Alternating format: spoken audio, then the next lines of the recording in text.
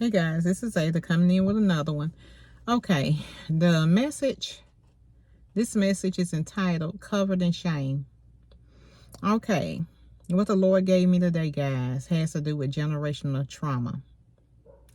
And as I think back to my own childhood and how I was reared, there was some trauma.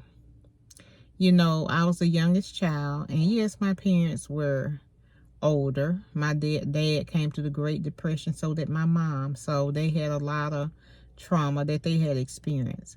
But as far as good, hardworking people, they were. But, you know, there was a lot of drinking. There was a lot went on the weekend in my family of origin.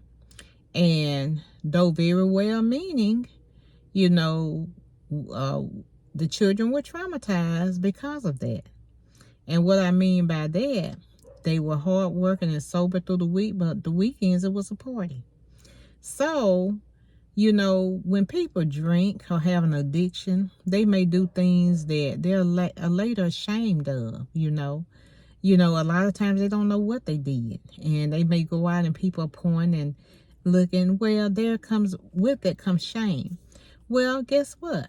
If there's any children involved, guess who else is the recipients of that shameful behavior? The kids, even though they did nothing. So the same with the generation before them. It may not have been alcohol, but it might have been something, some act or some addiction that caused shame to their parents. And then that same shame passed down to your parents. And then they keep passing this shame from generation to generation. Well, where does shame come? Shame comes from the enemy.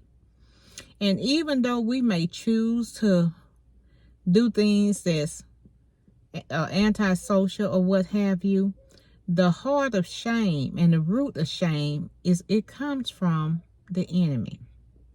So what happens with generational trauma? People have to do something to cover that pain. It may be alcohol, it may be drugs, it may be unhealthy relationship or toxic relationships. It may be a workaholic, but they're going to do something to cover that shame to say, I am enough. You know, not realizing that when you give your life to Christ, you're enough. When God created you, he created you to be enough apart from anything else you would do. Just being a human being is enough. But a lot of times people who have a lot of shame, they don't see it that way. They hide from themselves, they hide from others, and they use different fig leaves to cover themselves, just as Adam and Eve did in the garden. They cover themselves in different addictions, as I said earlier. You know, so what is the answer? To be authentically you, we have to go back to the master. We have to go back to the garden and find out, where does shame originate from, guys?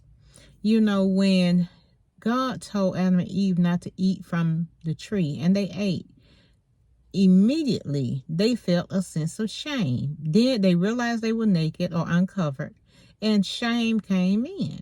And ever since then, the enemy has been using shame to have us to hide from ourselves and to hide from others, and we can't be our authentic selves. So we develop maybe addictive behaviors. Maybe it's a shopping habit. Maybe it's an eating addiction. Maybe it's a drug addiction. Maybe we get in a series of toxic relationships. It's not good for us. But just trying to hide who we are. I'm not good enough, so I have to do something to make myself feel good enough. So with that being said, guys, God wants to deliver you from shame. Shame is not your portion. So we have to submit ourselves to the Lord and repent. Repent of being ashamed of who we are.